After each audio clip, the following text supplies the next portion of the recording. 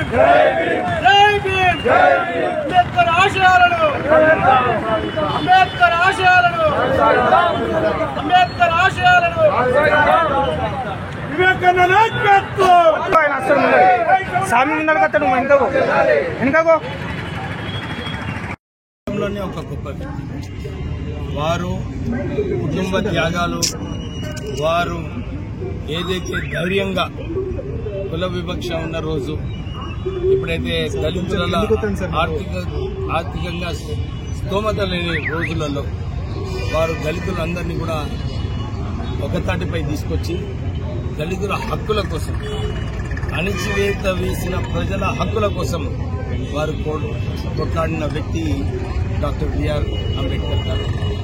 ప్రపంచంలో వారికి ఎందుకంత గుర్తింపు ఉంది.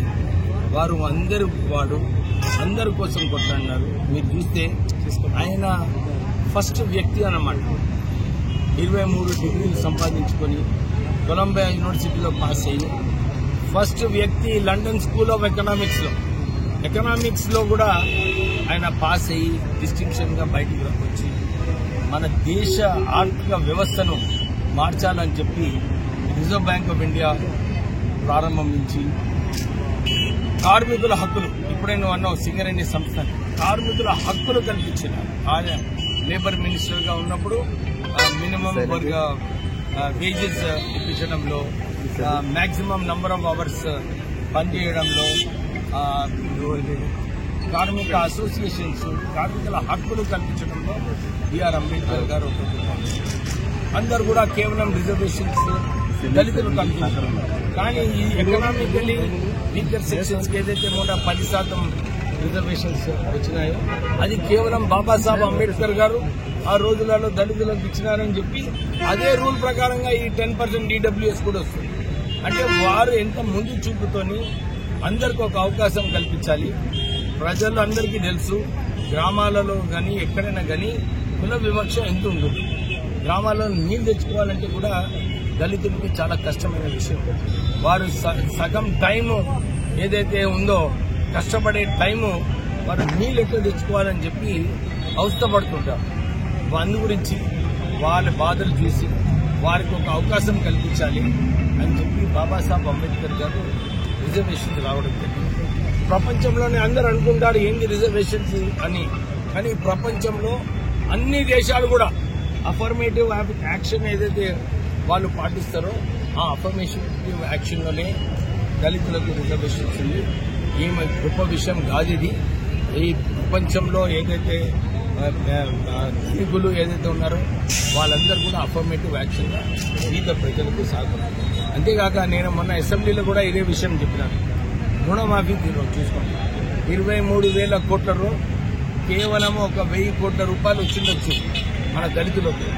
10,000 కోట్ల రూపాయలు ఏదైతే రైతు భరోసా మొన్న వేసిందో దాంట్లో కూడా 1,000 కోట్ల రూపాయలు దళితులకు.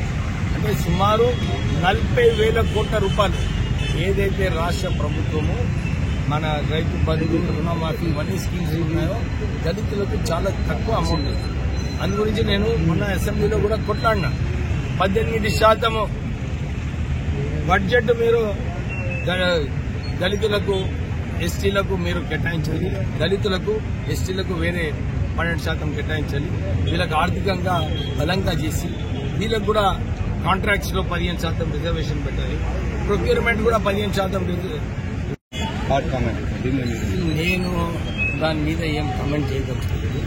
ఎందుకంటే ఇది పార్టీలో అందరికీ తెలుసు, మునుగోడులో అప్పుడు కాంగ్రెస్ పార్టీ డిపాజిట్ పోయింది, హైదరాబాద్లో డిపాజిట్ పోయింది, జిహెచ్ఎంసీలో ఓడిపోయినారు, 2 సీట్లు వచ్చినాయి, దుబ్బాక ఓడిపోయింది. అన్ని పరిస్థితులలో కాంగ్రెస్ పార్టీని బలపరచాలి, కాంగ్రెస్ పార్టీని మళ్ళా పైకి తీసుకురావాలంటే ఎవరైతే కాంగ్రెస్ పార్టీ విడిచిపోయినారో వాళ్ళందరూ ఘర్ వాపసి రావాలని చెప్పి రాహుల్ గాంధీ గారు నిర్ణయం తీసుకున్నారు.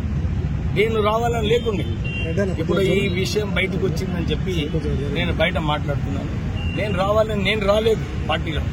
రేవంత్ రెడ్డి గారే వారే స్వయంగా ఇంటికి వచ్చి ఆహ్వానించి రాహుల్ గాంధీ గారు పిలుస్తున్నారు, మీరు రావాలి, మీరు ఎప్పుడు కూడా మీరు ఏదే పార్టీలో ఉన్నప్పటికీ కూడా నేను ఎప్పుడు కాంగ్రెస్ పార్టీని కాంగ్రెస్ వ్యతిరేకంగా ఎప్పుడు కూడా మాట్లాడలేదు.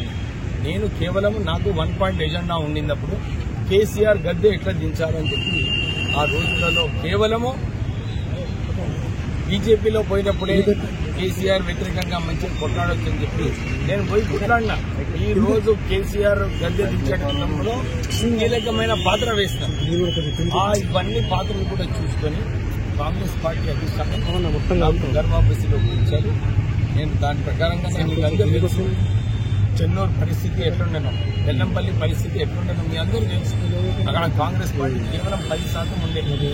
ఈ రోజు అందరు కూడా మేము చూస్తామంటే నిజంగానే కాంగ్రెస్ పార్టీ బలపరుచుకుంటే పిలిచేది అవసరం లేకుండే. నిజంగానే చెప్తే నాకు కూడా అప్పుడు బీజేపీలో అరే నేను ఎంపీగా అయిన తర్వాత మీకు మంత్రి పదవి ఇస్తానని బీజేపీ చెప్పింది. కానీ నాకు లక్ష్యం ఒక్కటే ఉండే, కేసీఆర్ గద్దె దించాలని ఉండే. ఎప్పుడైతే ఘర్ వాపసి అని చెప్పినారో నా పోరాటము కేసీఆర్ వ్యతిరేకంగా ఉండే.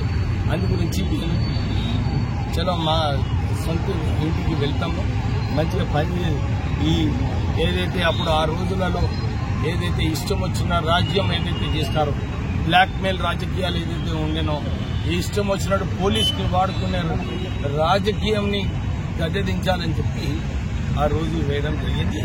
ఈ రోజు ఒక మంచి సందర్భం, అంబేద్కర్ గారి జయంతి రోజు వారి విలువలందరూ కూడా పాటించాలి.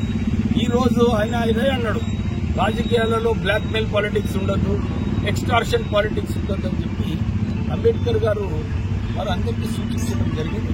మన అందరి బాధ్యత ఇది. ఈ ఏదైతే విలువలు అంబేద్కర్ గారు చెప్పినారో ఆ విలువలన్నీ కూడా కాపాడుకునే బాధ్యత మనందరిపైన ఉంది. అందరం కలిసి పనిచేస్తున్నాము. ఏం సాగర్ గారు కమెంట్ చేస్తున్నారు, వారి ఇష్టము, వారి ఏదైతే ఆవేదన ఉందో వారి తప్పేం లేదు. అందరికీ కూడా ఆశ. మరిన్ని వీడియోస్ కోసం ఛానల్ ని సబ్స్క్రైబ్ చేయండి, లేటెస్ట్ అప్డేట్స్ కోసం వాట్సాప్ ఛానల్ ని ఫాలో చేయండి అండ్ లింక్ డిస్క్రిప్షన్ లో ఉంది.